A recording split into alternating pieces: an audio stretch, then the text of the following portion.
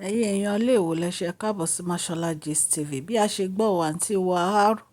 wọ́n ní wọ́n wá sínú pálàsì kábíyèsí ìpè wọ́n wá bá kábíyèsí sọ̀rọ̀ ìpè wọ́n ní àwọn ò mọ nǹkan kan nípa orí màálù èyí tí wọ́n rì mọ́ inú àpátímẹ́ǹtì Queen Naomi o wípé nítorí àwọn kan gbọ́ ni ìpè wọ́n rí orí màálù nínú àpátímẹ́ǹtì Queen Naomi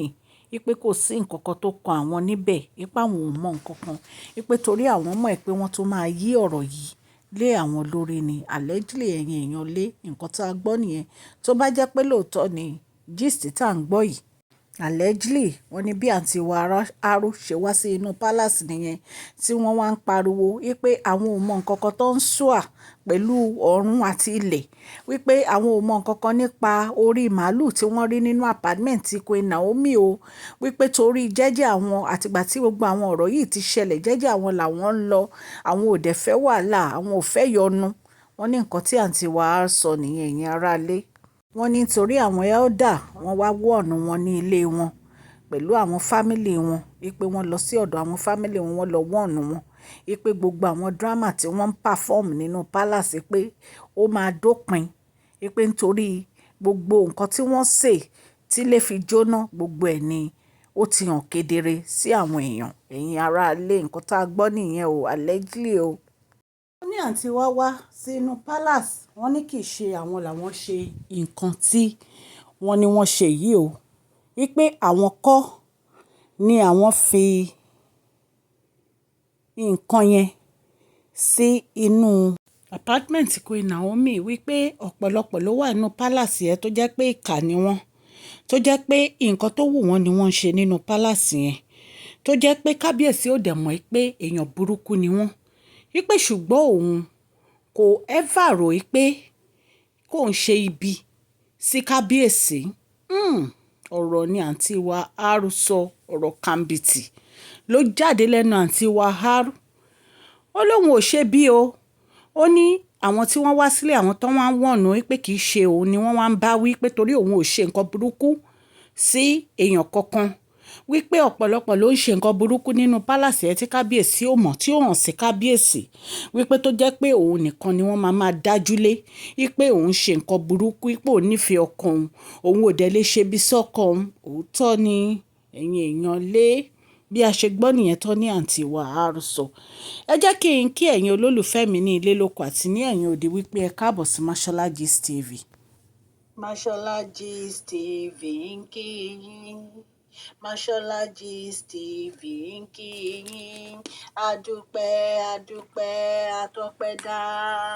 Mashola Gist TV ń kí yín Mashola Gist TV ń kí yín ó ní ẹ ṣé o lọ́wọ́ ọkùnrin lọ́wọ́ obìnrin lọ́wọ́ ọmọdé lọ́wọ́ àgbà lórí gbogbo bẹ́ẹ̀ ṣe ń comment ten like ten share àdúpẹ́ ní ọwọ́ gbogbo yín Mashola Gist TV ń kí yín ẹ̀yin olólùfẹ́ wa ẹ káàbọ̀ sí Mashola Gist TV ṣé àlàáfíà ni ẹwà gbogbo lè ń kọ́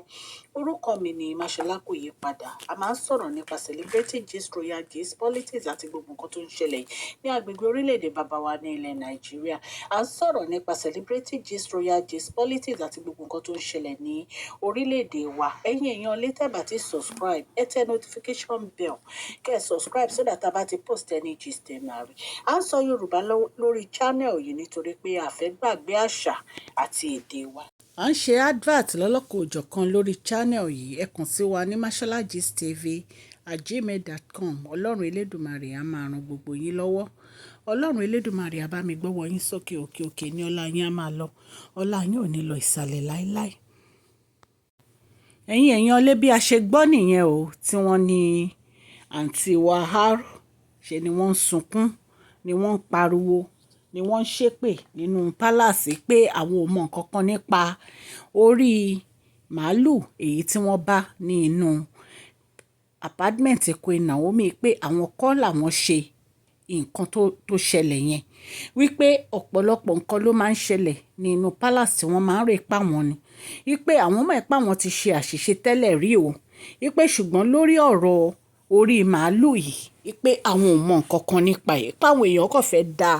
àárín àwọn àti kábíyèsí rú ni, pé àwọn èèyàn kàn fẹ́ lé àwọn kúrò nínú pálásì yẹn ni,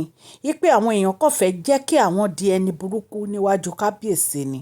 pé àwọn kọ́ làwọn ṣe ẹ̀ṣẹ̀ èyí tí wọ́n wá ń wọ̀n àwọn àti fámílì àwọn ní ilé. Ẹ̀yin èèyàn lé bí a ṣe gbọ́ allegedly nìyẹn. Nǹkan tí ò yé mi lórí ọ̀rọ̀ yìí ò ní pé báwo ni àwọn ẹni ibi yìí lóòótọ́ wọ́n ní wọ́n ti arrest àwọn tó wá gbẹ́gòtò, ṣùgbọ́n wọ́n ní àwọn tó wá gbẹ́gòtò yẹn wọ́n ní wọ́n láwọn ò mọ ẹni tó gbé orí màálù síbẹ̀. So definitely kò ṣẹ̀yìn àwọn olórí yìí, kò ṣẹ̀yìn àwọn olórí yìí. Wọ́n dẹ̀ ní pé àwọn tí wọ́n mú yẹn wọ́n ní wọn ò mọ, wọ́n ní wọ́n láwọn ò mọ ẹni tó wá gbé orí màálù síbẹ̀, pé iṣẹ́ tó ń rán àwọn ni pé kí àwọn káwọn wá gbẹ́gòtò sí inú apartment Queen Naomi. Ẹ rí pé ìtúlágbára ẹ̀yin aráalé. Èmi mọ̀ pé tí wọ́n bá fìyà jẹ wọ́n, wọ́n á jẹ́wọ́. Ọlọ́run á máa protect Queen Naomi. Ọwọ́ ayé ò ní ká wọn, ọwọ́ tó ní ká wọn. Àwa tá à ń sọ̀rọ̀ ẹ̀ náà, ọwọ́ ayé ò ní ká wọn, ọwọ́ tó ní ká wọn. Gbogbo ẹ̀yin tẹ̀ ń gbọ́ mi nílé, ọwọ́ ayé, ọwọ́ tó ní kẹ́yìn náà. Ọlọ́run á máa fi ààbò ẹ̀, á máa fi bo Queen Naomi àti kábíyèsí o ní agbára Ọlọ́run. Ojú àwọn aṣebi Ọlọ́run á fi hàn kedere ní agbára Ọlọ́run. Ẹ̀yin èèyàn lé, mo kí yín o, mo kí yín. Mo dúpẹ́ ní ọwọ́ yín fún gbogbo àdúrótì yín. Ọlọ́run Elédùmarè á bá mi gbọ́wọ́ yín sókè o. Ní agbára Ọlọ́run, gbogbo nǹkan tẹ́ bá ń dáwọ́lé á máa yọrí sí rere o. Ẹ jọ̀ọ́ ẹ bá mi fún fídíò yìí ní thumbs up o. Please share this video, like and subscribe. God bless you all.